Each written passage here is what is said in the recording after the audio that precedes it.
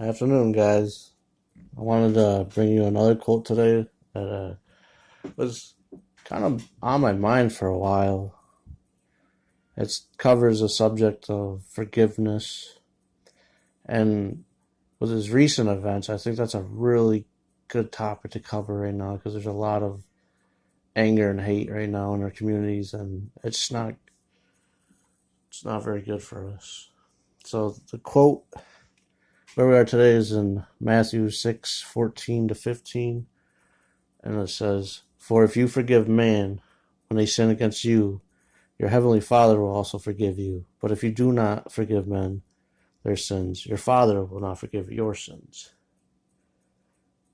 And God commands us to forgive others as they make mistakes, as we make mistakes.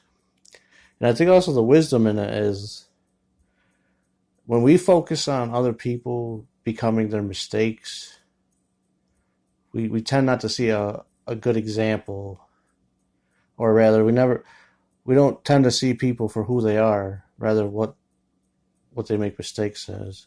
And by focusing only on their mistakes and judging them by their mistakes, we start to focus on are they right or wrong more than our love.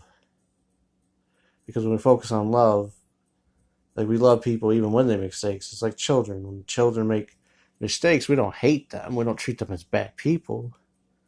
Instead, we correct their behavior and we teach them the right way because we care about them. And I feel like when you focus on people's mistakes and you condemn them for it, you do that to yourself a lot too. You don't forgive yourself. So it's like if you create a mindset of not forgiving others, you probably create a mindset of not forgiving and loving yourself as well. And it's like, think about it. Like, people don't choose to grow up to be wrong or ignorant or, as we say, bad. They were taught that way. And it's like, if that's the case, then it's like we have to blame what they were taught rather than themselves, because the child can only learn what it was taught. And it's our job to share the love of God. It's our job to take care of people. It's not our job to judge them or condemn them. So if I feel like if you try and understand the person's ideas instead of condemning them for having that idea or being wrong, you will start to see them not as bad people, but instead you start to see them like they have bad ideas. And I can be okay with a guy being wrong. I can be okay with him being ignorant, and I'll do my best to help him. But I'm not okay with the idea that we'll hate people for having bad ideas. Because most of what you learn was the result of your childhood and the authority that teaches you it.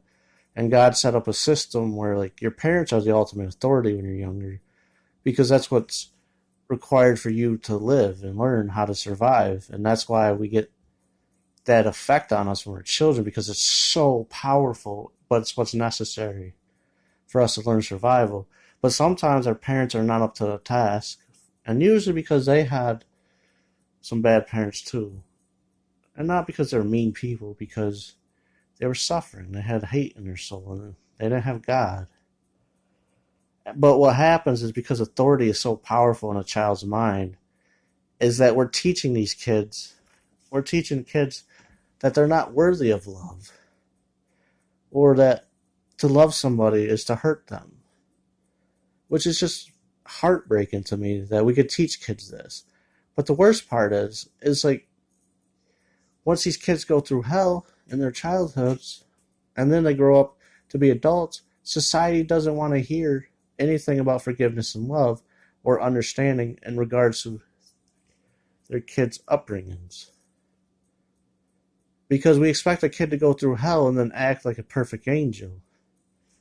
And here's another good point is, so those children who go through abusive childhoods, right, they were taught they were unworthy. They were taught they were bad or evil or not worth love.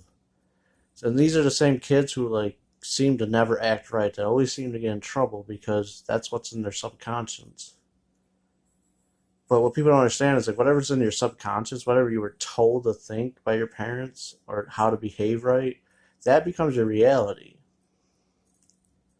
So the idea is if you were told you were a little cretin or devil, and then you go out and get in trouble, and you never can seem to act right, even when you try to act right, you seem to sabotage yourself by making mistakes. That's because you're acting within how your mind's supposed to work. So when your actions are not reflecting what's good for you, that's because there's demons in your head. There's bad things there that are not supposed to be there. I think a good way sign of like knowing anything about God is like God is just equals good. And if it's not good, it's not godly. So there's something amiss and something wrong, and we have to investigate that to kind of correct it and get on a godly path. But I implore you, when you see other people, and if you understand, if you look at them like they're a child, and look at what they were taught about how to behave, you'll start seeing that they're not bad people. They just were taught bad things. And sometimes when you'll see somebody's grumpy or not being very nice, it's usually because they're hurting on the inside. They're scared. And if you actually talk to the people, more often than not, when you talk to them with kindness instead of what they're used to, like being afraid, being combative, feeling like they have to claw their way through the world, when you actually talk to them like real people and care about them, you'll have a whole different person you talk to. So the idea though is like these children weren't taught right. And yet we expect them to know everything they were supposed to be taught. And it's not as simple as, once you get past the childhood stage, it's not as simple as just, oh, we told you how to do right, now do right. Because now they have the demons in their head, right? Now they have all those negative thoughts and all that trauma and all that self-hate. And now they have to try to do right while carrying this huge boulder. It's like if everybody's running a marathon and all these kids who had nice childhoods, and God bless them for it, they're going to do well. It's just going to be like a normal marathon, and people compete to the best of their abilities. But then you have those kids who went through hell, and it's like they're carrying like a 500-pound rock while trying to run the marathon, and you're just like, hey, how come you're not keeping up? Come on, keep up. What's the matter with you? And it's just not a good perspective to have. If the idea is our society is supposed to take care of each other, we're supposed to be a big giant family because we all come together to help each other survive. That's the idea of society.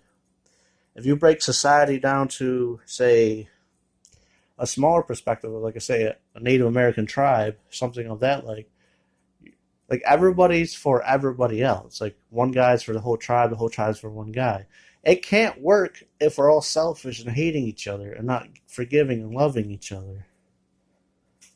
So that's a good point I was making. And like I noticed, like when it comes to like even our legal system not even based off morality, which I believe we should really try to reform it based on forgiveness and understanding and teaching people the right way instead of condemning them for making mistakes. It seems to be more pushed toward law and order, just controlling people rather than teaching them from mistakes. Like imagine that same kid who had that bad childhood. He makes a mistake, he gets a felony, and then he gets out and he's like, wow, that was terrible. But when you're not taught right, the only way you can learn is through mistakes, right? Like everybody else, we all learn through mistakes. That's the whole point of forgiveness is you make a mistake, you ask for forgiveness, and you learn from it, and you become a better person, you become closer to God. So the idea is this guy, he got a felony because of his environment growing up. And then when he gets out, he's like, I want to redeem myself. I learned from it. I become a better person. I want to do better for my society and redeem myself. But then society's like, no, you made a mistake. We don't love you anymore. You're a piece of, poop. You're a bad person. No, we don't like you. And then he's forced to kind of resort back to that life of crime because now nobody loves him. Nobody's understanding. And I feel it's terrible that we could let these kids go through hell and then we condemn them even more when it's supposed to be our job as a tribe to take care of them. And if we can't stop the hell for these kids, I think we should at least try to bring God and love to them. And that's kind of the idea I was thinking about. And I know it's like it's hard because it's all up to them now. We can't just give them our help and they're like, oh, okay, because that's now their battle. But if you really look at them with love and forgiveness and understand they were children at one point, and then you ask yourself why they're behaving like that, then you'll see what their problem is. That their soul is corrupted with ignorance and usually multi generational hate and demons. And it's just so sad and disgusting. But we could do stuff about it. We could help people with this. But no matter what, until they defeat their demons and find God, those demons will constantly sabotage your life or their lives. But it's not for us to condemn the afflicted, poor, suffering souls with hate or to confess, or to confuse, rather, the godly souls with the devil himself. But like Jesus, bring love and forgiveness and God to that person.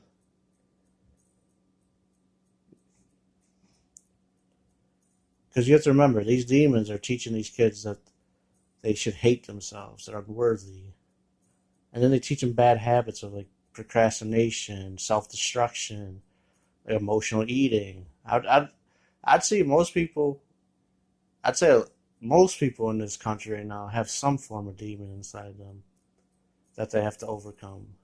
So it's like Jesus said, if you're free of sin, then be the one to cast the first stone.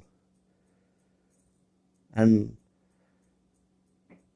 I feel like this society kind of got away from God and love, and this is why we're having a lot of problems.